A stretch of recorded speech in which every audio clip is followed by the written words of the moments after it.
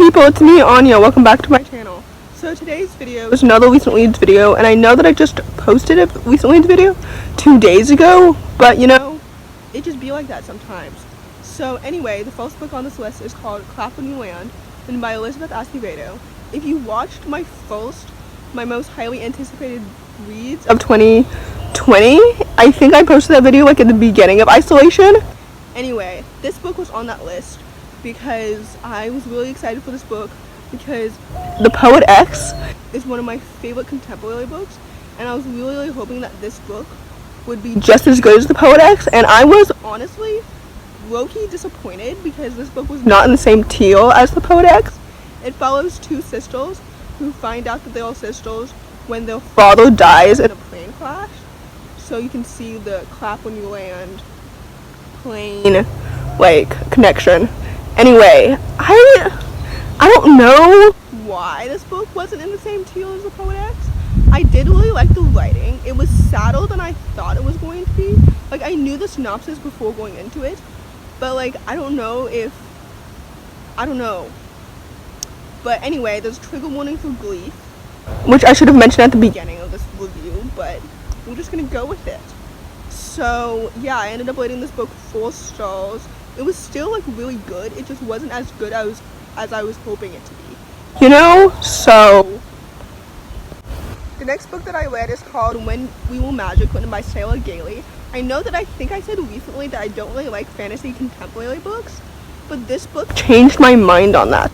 So this is a YA magic infused story, and it follows Alexis and her group of friends when Alexis's magic goes horribly wrong and she accidentally kills somebody.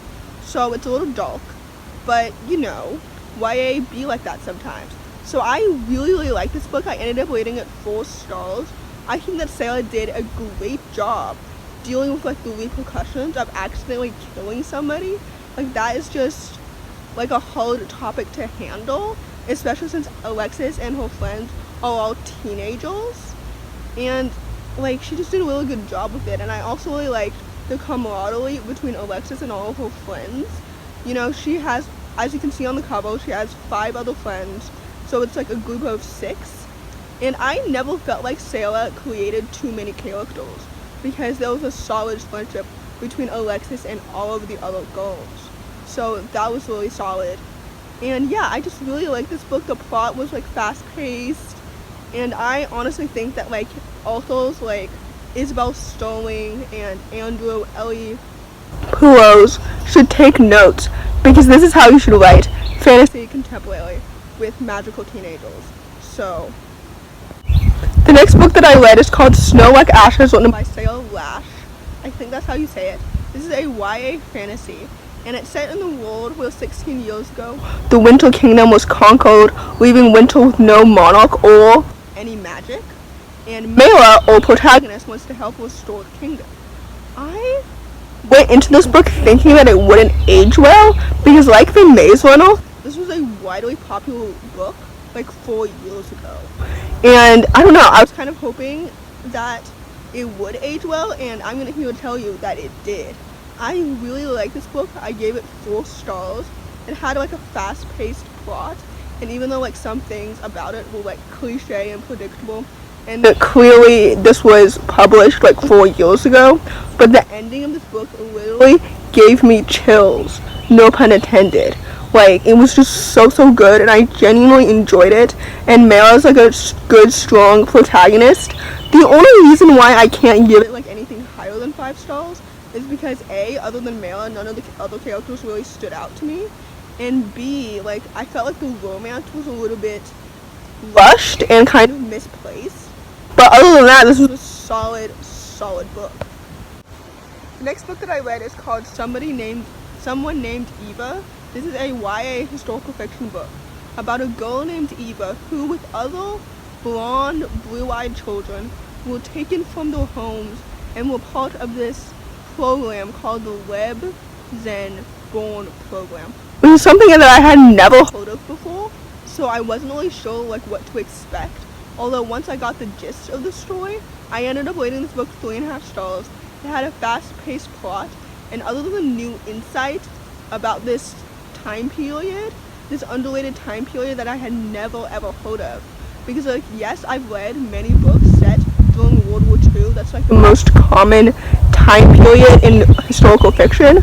But like these little pockets of time in these little small towns like this one are truly underrated and should be talked about more. Because I feel like each part of what happened during World War II is equally as important as telling the stories about like, you know, what you hear all the time about the concentration camps, about people fighting and like all of that. So anyway, like I said, this book gave me some new insight, although other than that, it didn't really stand out to me that much. So I ended up rating it as 3.5 stars. However, that does not mean that this book was bad, and I would still recommend it. It just wasn't a standout. So the next book that I read is called Ice Like Fire, written by Sarah Lash. As you can probably tell by the covers, this is the sequel to Snow Like Ashes. So I said that Snow Like Ashes was a solid 4-star book. Unfortunately, I can't say the same for this sequel. I didn't really like this book that much. I ended up rating it 3 stars.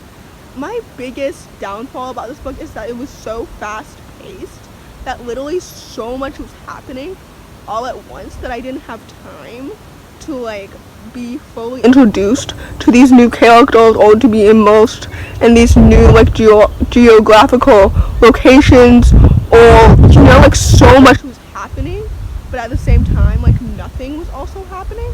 Like I don't even remember. Like there was a villain reveal, for example, at the end. I don't even remember who it was because like it wasn't a character that I was super connected to, and I kept like, since there was so many new characters, I kept like mixing up who was who and who was good and who was bad and who we were trusting and who we weren't. And I was just like, what? Like every time something new would happen and I would have to like get introduced to that, something else would happen as well. So it was just a lot of stuff and it was just too much to handle. So I ended up rating this book 3 stars, and I ended up, fun fact, DNFing the third one. So yeah, I'm writing off this series basically. So the next book that I read is called They Went Left, written by Monica Hesse. I've read both of Monica's previous books, and I had like low expectations for this one because I rated The Girl in the Blue Coat 4 stars, and then I rated The War Outside 2 stars. So I really wasn't expecting to rate this book 5 stars. This book is so good. It follows Sophia, who after she's been liberated from her concentration camp, or as I like to call it, the forced incarceration camps, because that's what it was, she sets out on a mission to reunite with her brother, because her brother is the only remaining member of her family, because all of her other families went left to the gas chambers of Auschwitz. So they're the only ones left of their entire family, and that's just like, that concept alone was just like so intriguing to me, because the story of somebody like after being in a forced incarceration camp is so underrated, and I think that reading about the perspectives of after being freed is like just as important as talking about them being in the camps to begin with. You know, like I feel like the stories of talking about the aftermath is like few and far between, you know? So anyway, They Went Left is so good. Like you can tell that Monica Hesse is a reporter because her intrinsic detail is so spot on. Sophia's like character development is so lovely and wonderful, and the story was absolutely incredible, and it's just so good. I loved it. I really loved it. And I loved like every second of it, and it was just so good. So good. This is my first 5-star read of May, and I know this video won't go up until like the end of June, but for me it's still May. So anyway, They Went Left is so good. It's just so good.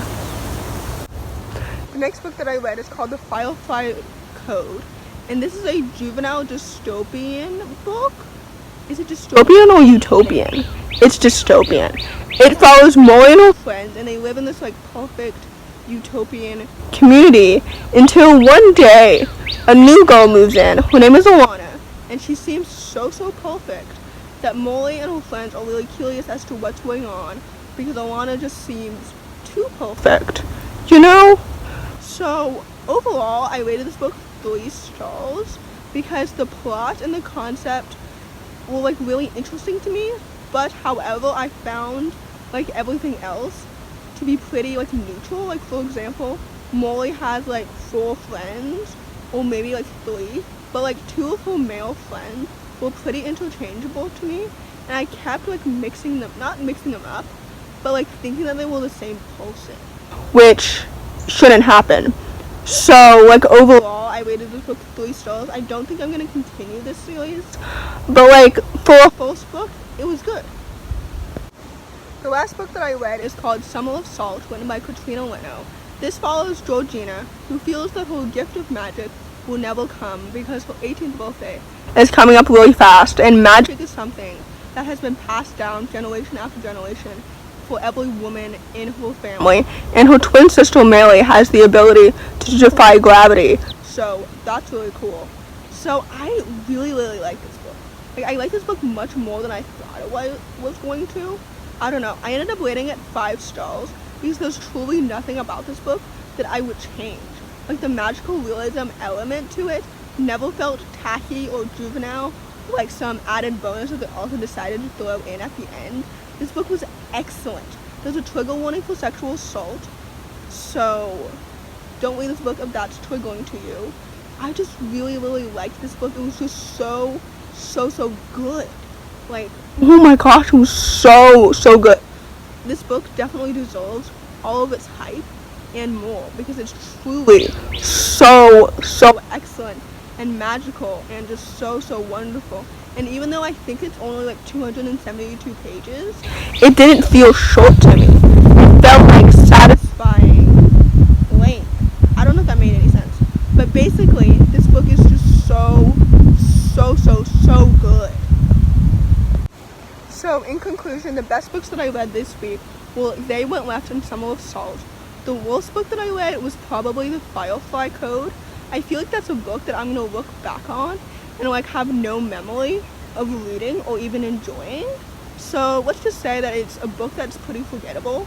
So anyway, if you like this video, give this video a thumbs up if you enjoyed it. Comment down below if any of these books are intriguing to you, if you've read any of them, what you've thought of them. And yeah, thanks for watching. Bye.